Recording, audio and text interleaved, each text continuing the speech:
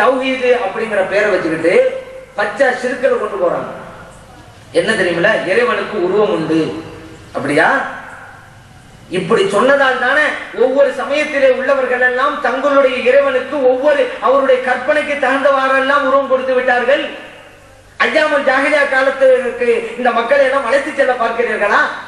உண்மையிலேயே தௌஹீதிலே இருக்கிற அஹ்லுஸ் சுன்னா வல் ஜமாத்தை சார்ந்த அப்பாவி இளைஞர்களை எல்லாம் ஸல்லல்லாஹு அலைஹி வஸல்லம் அவருடைய காலத்துக்கு முன்னால் ஐயாமல் ஜாஹிலியா காலம் அவங்க எல்லாம் எப்படி இறைவனை வணங்குனாங்க உங்களுக்கு தெரியும், குர்ஆன்ல இருக்குது. அந்த காலத்து குடிக்க போறீங்களே, இதுல வேற தௌஹீதுன்னு வேற பேரு. தௌஹீதுக்கு இவங்களுடைய கொள்கைக்கு என்ன சம்பந்தம் இருக்கிறது? இறைவனுக்கு உருவம் உண்டாம். வந்துட்டாங்களா? கபரு ஜியாரத்தை போய் பூச்சாண்டி காட்டினது. இப்ப எங்க கொண்டு போயிட்டாங்க? பச்சை சிறுக்கள் கொண்டு போயிட்டாங்க. அல்லாஹ்வுக்கு உருவம் உண்டு என்று சொல்லி. அப்ப உருவம் உள்ள இறைவன் வணங்க போகிறீர்களா? இப்படி சொன்னோம்ல, நாங்க நோட்டீஸ் போட்டோம் மெட்ராஸ்ல. இவெல்லாம் இந்த மாதிரி சொன்னோம்னு பயந்துட்டாங்க. உடனே உருவ வழிபாடு என்பது எங்களிடம் இல்லை, இது அபாண்டம் என்றார்கள். அப்பதான் நாங்க கேட்டோம், உருவ வழிபாடு இல்லையா? இறைவனுக்கு உருவம் உண்டா இல்லையா? எங்க கேள்வி. உண்டு. அந்த இறைவன் வணங்கணுமா இல்லையா? ஆமா. அப்ப உருவம் இறைவன் தான் வணங்க சொல்றீங்க. அப்புறம் உருவ வழிபாடு இல்லை. பூனைக்கு பயந்து புலிவாய்க்குள் மாட்டிக்கொண்ட கதைங்க. இந்த இளைஞர்கள்னா இந்த ஜியாரத்து பேரை சொல்லி பயம் காட்டி சிறுக்கப்பா அதப்பா இதப்பா அப்படி சொல்லி கூட்டிட்டு போய் ஐயாம் ஜாய காலத்து கொலையை கொண்டு போய் திணிக்கிறாங்க. இறைவனுக்கு உருவம் உண்டு. ஏன்னா அல்லா குர்ஆன்ல சொல்லிட்டானே, வஜ்ஹு ரப்பிக அப்படின்னா சொல்றாங்க. இறைவனுக்கு முகம் உண்டு, இறைவனுக்கு கை உண்டு. அதான் இலக்கியம். இலக்கியத்தை இலக்கியமாக பார்க்க வேண்டும். அல்லாஹ் குர்ஆன்ல சொல்றான், வலா தஜால் யதக மக்லூலத்தன், உன்னுடைய கையை கழுத்துல கட்டிருக்காங்கங்கறான். கைக்கு கையில இருக்கோபியல கையில கட்டக்கூடாத, கழுத்துல கைய கட்டலாம். அப்ப அல்லாஹ் சொல்றானே கழுத்துல கட்டக்கூடாது. வலா தபசுத்தஹா குல்லல் பஸ்தி, கையை ஒரேடியா விரிச்சிராதீங்க. அல்லாஹ் சொல்றான் கையை இனிமேல் யாரும் விரிக்க கூடாது. அர்த்தம் சொல்ல தயாரா நீங்க? இப்ப அங்க என்ன கையில்லா கையில்ல வேற அர்த்தம் புரியுதுல? அப்ப அல்லாஹ் என்ன சொல்றாங்க? கஞ்சனா இருக்காத, கழுத்துல கை கட்டிருக்காங்கன்னு சொன்னா கையை இடப்பா கொடு, கஞ்சனா இருக்காதான்னு அர்த்தம். கொடுக்குற பேர்ல இருக்கிறெல்லாம் கொடுத்து தெருவில் வந்து நிக்காத. உனக்கு மனைவி மக்களா இருக்கிறாங்கல்ல, இருக்கிறவன் பார்த்து கொடு, ஒரே அடியா விரிச்சிடாத. ஏன்னா பாத்திரம் அறிந்து பிச்சை எடு. ஒரு ஆள் கேட்க வர்றான், அவன் நிலை அறிந்து கொடுக்க வேண்டும். அதுவும் பாத்திரம் அறிந்து பிச்சை எடுதான். நம்மகிட்ட இருக்கிற பாத்திரம் அறிந்து பிச்சை இடணும். எவ்வளவு இருக்குதுன்னு அதுவும் வருதுதான். இப்ப இறைவன் இப்படி இலக்கிய நேயத்தோடு பேசுகிறான். அப்படித்தான் பார்க்கணும். இறைவனுக்கு முகம் என்றால் அவனுடைய உள்ளமை, இறைவனுக்கு கை என்றால் அவனுக்கு ஆட்சி அதிகாரம், இறைவனுக்கு கண் என்றால் அவனுடைய கருணை கண்காணிப்பு.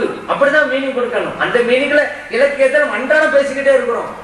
அவருக்கு கொஞ்சம் விசாலமான கைங்கமோ, அப்ப பெரிய கைங்க அர்த்தமா நல்ல ஒரு தர்ம செய்யறவர் தான் இருக்கும். அவனுக்கு கொஞ்சம் வாணி நீளங்க, பெரிய 1/2 மீட்டரா இல்ல, ரொம்ப பேசுறவன் அர்த்தம். இப்படி பல அர்த்தம் இருக்கு. இப்ப ஹாரூன் ரஷீது சொல்ல வரலாற்று படிக்கிறோம். ஒரு காலத்தில் பகதாது மாநகரம் மன்னர் ஹாரூன் ரஷீதுடைய கையிலே இருந்ததுங்கிறோம். கையில கொஞ்சம் தூக்கிட்டு இருந்தார் பகதாது மாநகரத்தை. அவருடைய ஆட்சி அதிகாரத்தில் இருந்தேன்னு அர்த்தம். ஒரு ஆளுக்கு கையே இல்லைன்னு வச்சுக்கிறோங்க, பிரதமரா இருக்கிறாரு சொல்றோம், இவருடைய கையில் தான் இந்தியா இருக்கிறோம். தப்பு இல்லை. எனக்கு அவருக்கு கையே இல்லை, இந்தியா அவர் கையில் சொல்ல மாட்டான். ஏன்னா அந்த மீனிங் நம்ம சொல்றது இல்லை. ஆட்சி அதிகாரம் இலக்கியமா பேசுறோம்ல, அதே இலக்கியத்தை தான் அண்ணா பேசுறோம். ஏன்னா மக்களுக்கு எளிதாக புரிய வைக்கணுங்கிறதுனால இவங்க என்ன சொல்லிவிட்டாங்க? கை வருதுல அல்லாவுக்கு கையை தான், முகம் வருதுல முகம்தான், இப்படி எல்லாம் சொன்னாங்க. அதே போல இன்னொரு கூத்து பாருங்க, புகார்ல வருது, ஸல்லல்லாஹு அலைஹி வஸல்லம் சொல்லி தர்றாங்க. அல்லாஹ் தஆலா ஒவ்வொரு இரவிலும் முதல் வானத்திற்கு வருகிறான். வந்து கேட்கிறான், என்னிடம் கேட்பவர் யார், கொடுக்க தயாராக இருக்கிறேன். என்னிடம் மன்னிப்பு கேட்பவர் யார், மன்னிக்க தயாராக இருக்கிறேன் அப்படின்னு வருது. இது அவங்க இதுவரைக்கும் இதுல ஒரு பிரிவு மட்டும் மாறிடுச்சு. எப்படின்னு சொல்றேன், அவங்க என்ன சொன்னாங்க? முதல் வானத்திற்கு அவனே தான் இறங்கி வருகிறான் அப்படின்னு. ஏன்னா அந்த மகாபெண்ணனுக்கு என்ன சொல்றாங்க? அர் ரஹ்மான் அலல் அர்ஷ் இஸ்தவாங்கிற வசனத்துக்கு அல்லாஹ் அரிசிலே அமர்ந்து இருக்கிறான் அப்படி அர்த்தம் வைக்கிறாங்க. நம்ம இவங்கள தெளிவா விளக்கம் கொடுத்துட்டாங்க. இறைவன் அரிசிலே தன்னுடைய அதிகாரத்தை செலுத்துகிறான், அதுதான் மீனிங். ஆனா மகாபெண் என்ன சொல்றாங்க? அல்லாஹ் தஆலா அர்ஷ்ல உட்கார்ந்துட்டு இருக்கிறான், அர்ஷ்ங்கிற சிம்மாசனத்துல இப்படி உட்கார்ந்துட்டு இருக்கிறான். இதுல கொடுமை என்ன தெரியுமா? இப்னு தைமியா, நான் ஏற்கனவே சொல்லிட்டேன், இப்னு தைமியாவுடைய கொள்கையைத்தான் இந்த வஹாபிகள் அப்பாவி இளைஞர்களுக்கு மத்தியிலே இறக்குமதி செய்து கொண்டிருக்கிறார்கள். இந்த இறைவன் அரிசா உட்கார்ந்து இருக்கிறான் என்று அன்னைக்கு குழப்பத்தை தோற்றுவித்தது இப்னு தைமியா.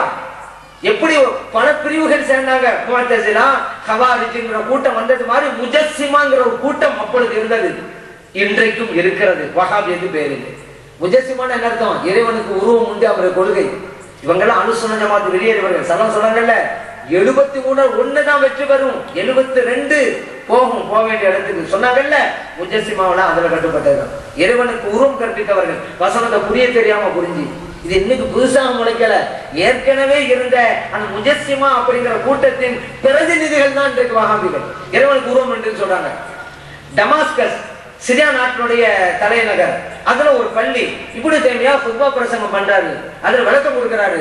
இறைவன் குர்ஆன்ல சொல்லி இருக்கிறான், அர் ரஹ்மான் அலல் அர்ஷ் இஸ்தவா, இறைவன் அரிசியிலே அமர்ந்தான். எப்படி அமர்ந்தான் தெரியுமா? இப்படித்தான் மெம்பர் படியில உட்கார்ந்து காமிச்சாங்க இப்னு தைமியா பாருங்க. ஒவ்வொரு படியிலும் இறங்குகிறார். இறைவன் முதல் வானத்திற்கு இறங்கி வருகிறான். எப்படி தெரியுமா? இப்படித்தான் ஒரு படை இறங்கி காட்டினான் அந்த இப்னு தைமியா. அன்றைக்கு உலமா பெருமக்கள் எதிர்ப்பு தெரிவித்தார்கள். லானும் முதலும் தானும் வழிகட்டி பிறகு வழிகெடுக்கக்கூடியவன் இப்னு தைமியா அன்றைக்கு பத்வா கொடுத்தார்கள்.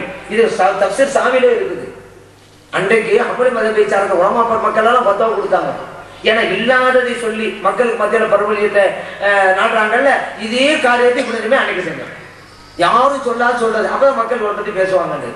இறைவனுக்கு உருவம் நின்று இருக்குதான்,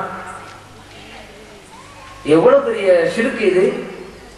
சரி, இப்ப நம்ம கேள்வி வைக்கிறோம், இறைவனுக்கு உருவம் சொன்னீங்கல்ல, கை இருக்குது, கையில் தான் நம்பணும், கால் இருக்குது, காலு நம்ம காலுக்குன்னு சொல்றாங்க. அது ஒவ்வொன்றா நம்ம கேள்வி கேட்க போறோம். அல்லாஹ் குர்ஆன்ல சொல்றான், குல்லு மன் அலைஹா ஃபான், எல்லாம் அழிந்து போய்விடும், வயபுகா வஜ்ஹு ரப்பிக, உங்கள் இறைவனுடைய முகம் மட்டும் தரிபட்டிருக்கும், நிலைத்திருக்கும் அப்படின்னு அல்லாஹ் குர்ஆன் சொல்றான். இந்த வஹாபிகள் சொல்றாங்க, இங்க முகம் என்று இருக்கிறது அல்லவா, முகம் என்றால் முகம்தான் அப்படிங்கிறாங்கல்ல. இப்ப கேள்வி வைக்கிறோம், எல்லாம் அழிந்து விடும், இறைவனுடைய முகம் மட்டும் இருக்கும் என்றால் அப்ப இறைவனுடைய கையும் அழிந்து போய்விடும், இறைவனுடைய காலும் அழிந்து போய்விடும். அவங்க கொண்டு பிரகாரம் அப்படியா?